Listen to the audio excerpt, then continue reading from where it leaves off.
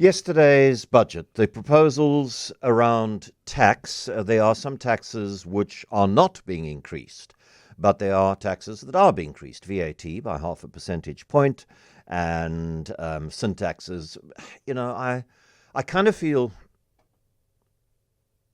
I do feel sorry for because I don't think that only rich people should be allowed to drink.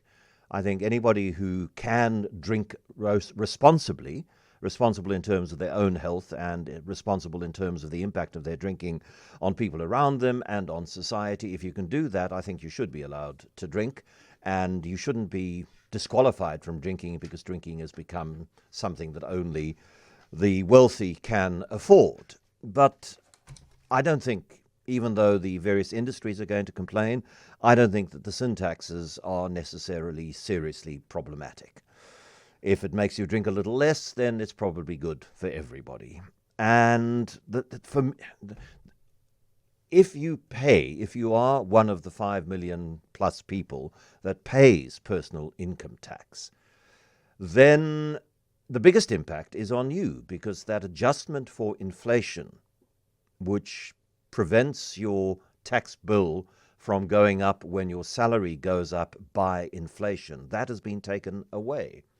And that is something that Maya Fisher-frech has been writing about as well, finance journalist who, amongst other channels, uses News 24 to write. Maya, good afternoon. Good afternoon, John, and happy birthday for Tuesday. Thank you.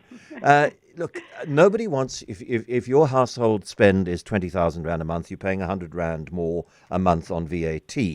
Now, nobody wants to pay that 100 Rand a month more on tax, and we're not quite sure how inflationary half a percentage point increase in VAT is going to be, but you're also probably looking at petrol price increases, diesel price increases in the future months. These things tend to happen. Electricity prices going up. So in a context where just about everything is going up, to have to find another 100 Rand month for that, 100 Rand a month for that little bit of VAT extra is problematic. But the biggest impact for those people who pay income tax is the elimination of fiscal drag. Well, John, that is very key, and this tool should only really be used very sparingly. And what we've seen is that actually Treasury has done it for 2 years in a row. So for 2 years in a row, our tax brackets have not been adjusted for inflation. And what that actually means is that if we get a salary adjusted, an inflation adjusted increase, we will actually be paying more tax, and that shouldn't be happening. Remember, you just spoke about all the prices of things going up, so that's why we get a salary increase, so that at least we can still buy the same amount of electricity and food as we did last year. And what they're doing is using that increase rather to increase taxes. So if we look at this year ahead, they will collect 18 billion Rand more by not adjusting those tax tables, and last year they collected 16 billion Rand more. So 34 billion Rand we are paying as individual taxpayers extra because they didn't adjust for inflation. And I think that is incredibly significant. And for me, it actually is effectively an increase in our tax rate. Because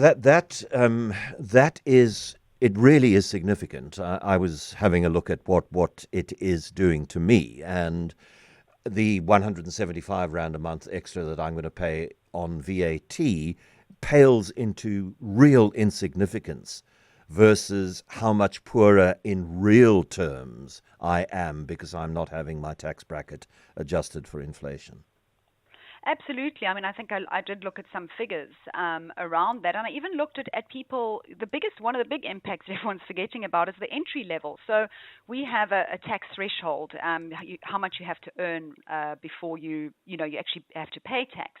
And because that hasn't increased in 2 years, somebody who was earning 8,000 Rand a month in 2023 and only would not have fallen into the tax net, and if they only received inflation-adjusted increases, they now would be paying tax of about 130 Rand a month.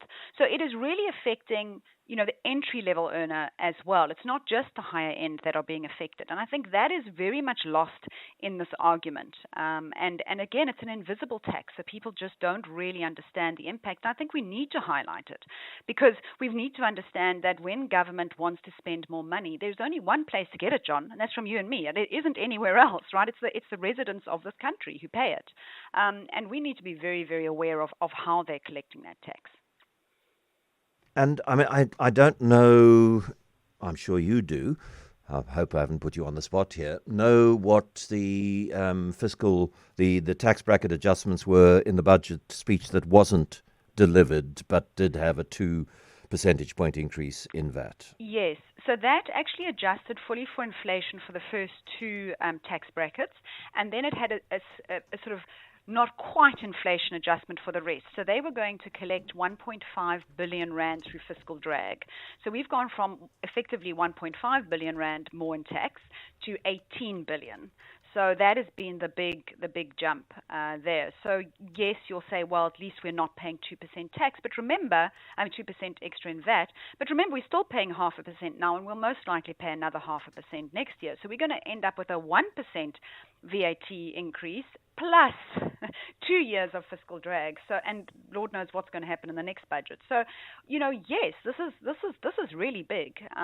This is going to be very significant if you combine the two, which was not actually in the original budget. You would have had the full 2% of VAT, but they did adjust those mostly for inflation, especially for the lower income earners, which are the people that people are most worried about with the VAT increase. Yeah, and I'm hoping that somebody is doing some number crunching on the basis of previous research as to what poor people buy and to what extent the extra items added to the VAT exempt basket will do. Because if you're on a social grant, you're paying 11 Rand 75 more on VAT for the items. If everything you buy carries VAT, then you're paying, I think I worked it out, is 11 Rand 57 cents extra a month. But, is that made up for by the fact that you purchase a lot of things that are not attracting VAT, and so actually you'll be marginally better off, which is what the government claims, but I'm not sure that there is empirical evidence to challenge that belief or to back it up. Yeah, and I think, again, we get into this argument about what about the poor, which is obviously very important, but what about the people who are no longer able to afford to pay tax any longer because of all these costs? So you need to remember this tax base is tiny.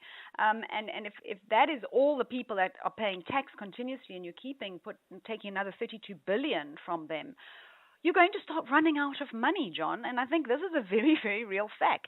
We need to start saying, how do we make sure that the middle class, which are the bulk of taxpayers in this country, how do we get them to be resilient and to cope and to be able to afford electricity and all of these things? Because they are they're the bloodline for this country. So I think we must get away from the narrative of only worrying about the poorest of the poor and start saying, well, the people who help fund the poorest of the poor are the ones who are also under huge economic pressure. And we need to start being very careful about how these taxes are going to move going forward. And I really welcome this discussion around a proper review of the spending and whether we're getting bang for our buck, John, because at the end of the day, that's it. What are you going to take? You're taking all this money from us. What are you going to do with it? That's actually going to generate economic growth and solve unemployment and all the other things. And I think, John, that is very much why we're seeing, such discussions at Parliament at the moment around this budget.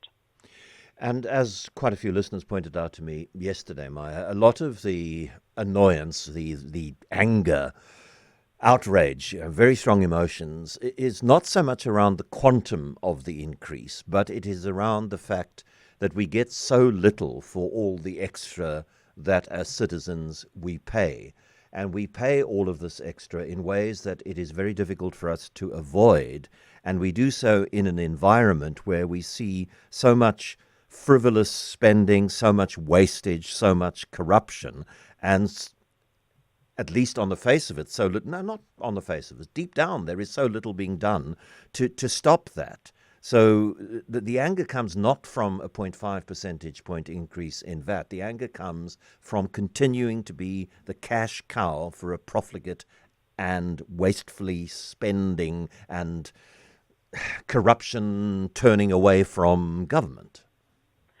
Absolutely. I mean, that is how everyone feels. People are very, very angry, and they're rightly so. And, John, I remember, when Trevor Manuel was finance minister, and he actually ran a budget surplus, and we saw this huge increase in tax compliance, massive increase in tax compliance. People wanted to be part of the solution. They wanted to be part of a country that was growing and benefiting its citizens. People had no problem paying tax under that regime. It is now that people are saying we've had enough. So I don't think it's a sentiment of that people don't care and they don't want to help. It's just about whether that help is going to people who need it or, other areas, which I think is where we've reached at this point. Maya Fisher-frech, personal finance journalist, thank you very much for talking to us this afternoon.